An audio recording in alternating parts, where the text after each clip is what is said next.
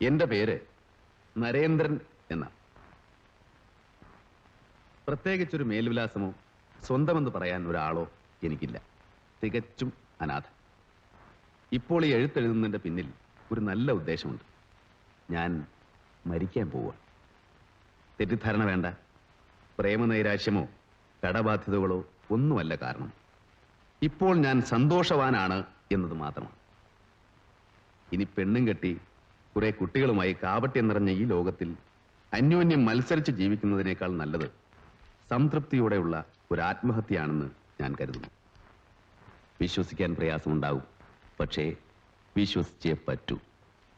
കാരണം ഞാനൊരു പ്രത്യേക സ്വഭാവക്കാരനാണ്. പിന്നെ പത്രക്കാരോടൊരു വാക്ക്. ആത്മഹത്യ എന്ന തലക്കെട്ടേ എന്റെ മരണവാർത്തയ്ക്ക് കൊടുക്കാവൂ. പോലീസുകാരോടൊരു വാക്ക്.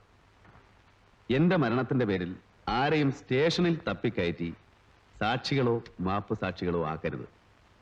പോസ്റ്റ്മോർട്ടം ചെയ്യുന്ന ഡോക്ടറോടും ഒരു വാക്ക്. വർഷങ്ങളുടെ ശ്രമം കൊണ്ട് വളരെ കഷ്ടപ്പെട്ട് ഞാൻ തന്നെ ഉണ്ടാക്കിയെടുത്ത എന്റെ ഈ നല്ല ശരീരം സാധാരണ ചെയ്യുന്ന പോലെ കീറി മുറിച്ച് വൃത്തികേടാക്കരുത്. ജീവിച്ചിരിക്കുന്ന എല്ലാവർക്കും നന്മ വരട്ടെ. സ്നേഹപൂർവം, സ്വന്തം നരേന്ദ്രൻ.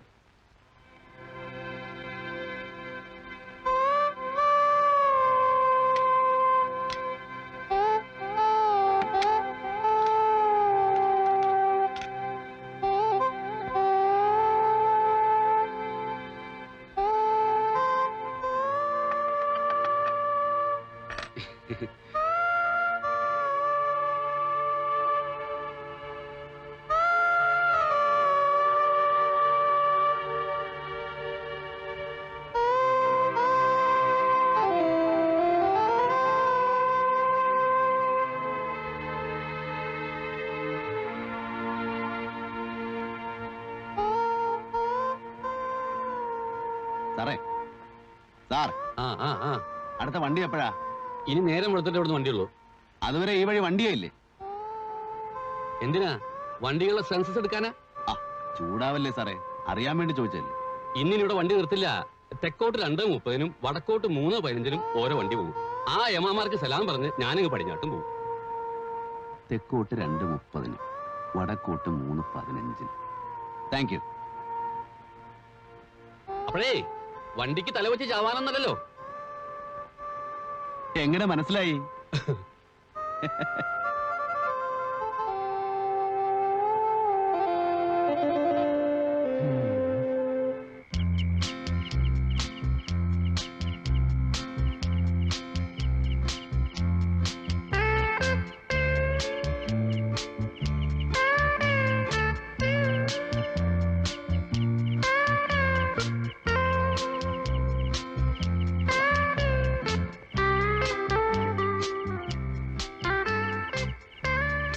രണ്ട് 30-ന് തെക്കോട്ട്.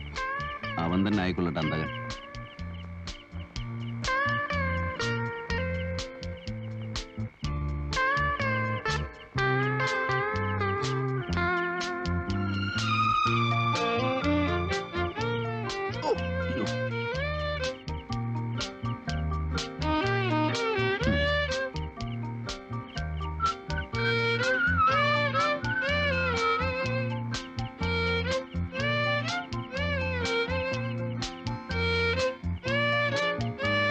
ബോഡി വൃത്തികേടാവരുത്.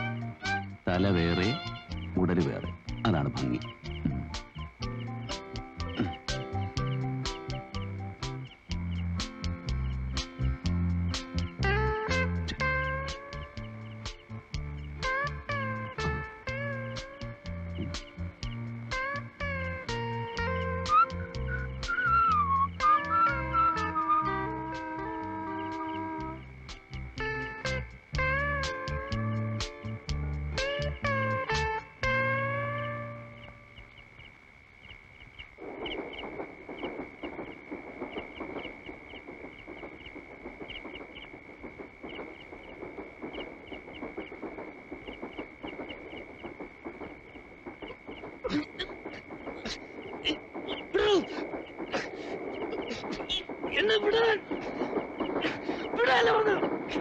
എനിക്ക് മരിക്കണം.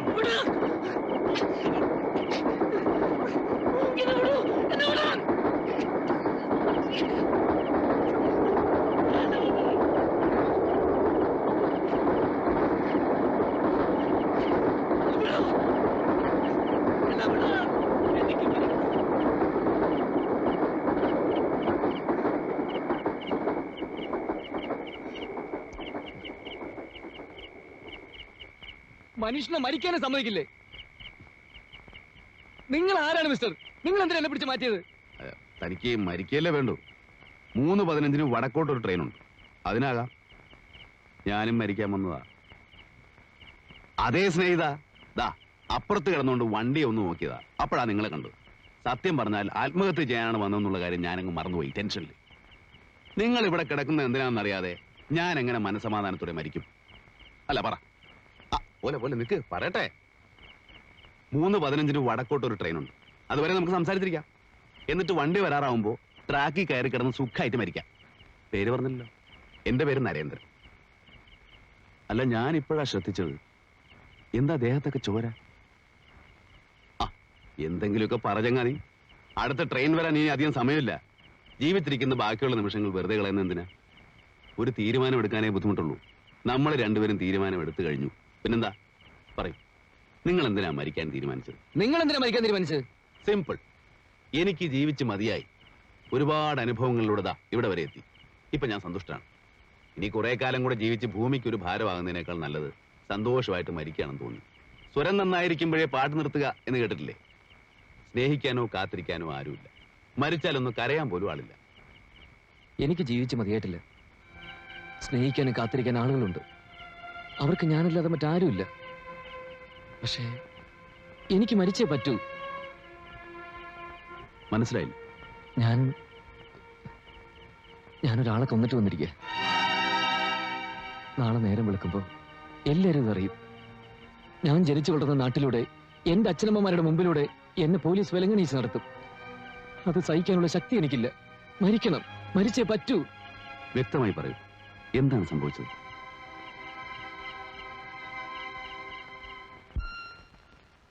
ഒരു റിട്ടയർഡ് സ്കൂൾ മാസ്റ്ററാണ് എൻ്റെ അച്ഛൻ. എനിക്കൊരു ജോലി കിട്ടാൻ എന്നും പ്രാർത്ഥിക്കാറുള്ള അമ്മയും അനിയത്തിയും. ഇന്റർവ്യൂ, പരീക്ഷകൾ ഒന്നും ശരിയായില്ല. ആ സമയത്ത് ദേവദൂതനെ പോലെ ഒരാൾ പ്രത്യക്ഷപ്പെട്ടു. ഡേവിഡ്. നമസ്കാരം. അയാൾ അച്ഛൻ്റെ ഒരു പരിചയക്കാരനായിരുന്നു. നീ ഡേവിഡിനെ അറിയില്ലേ? അറിയാം. ജോലിയൊന്നും ആയില്ലല്ലേ? ഇല്ല.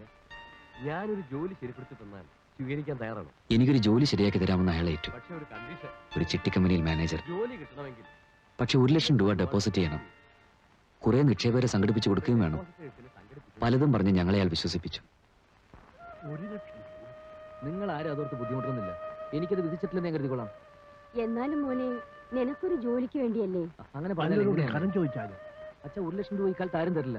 തന്നാൽ നമുക്ക് എങ്ങനെ തിരിച്ചു കൊടുക്കാൻ പറ്റും? ചേട്ടൻ വിഷമിക്കണ്ട, ഇതുകൊണ്ട് വിട്ടോളൂ.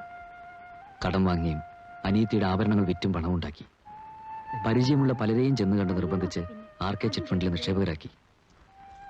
ഒരു ജോലി കിട്ടിയാൽ കുടുംബം രക്ഷപ്പെടുമല്ലോ എന്ന ആശ്വാസമായിരുന്നു ഞങ്ങൾക്ക്. വളരെ ബുദ്ധിമുട്ടുണ്ടാക്കി രാശാണ്. അത് പിന്നെ എനിക്ക് അറിഞ്ഞുകൂടെ? എന്തായാലും ഒരു ജോലി കിട്ടിയില്ല.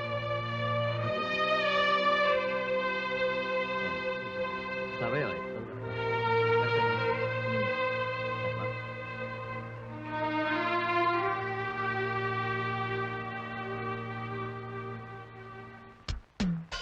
RK നമ്പ്യാർ എന്ന മാനേജിംഗ് ഡയറക്ടർ.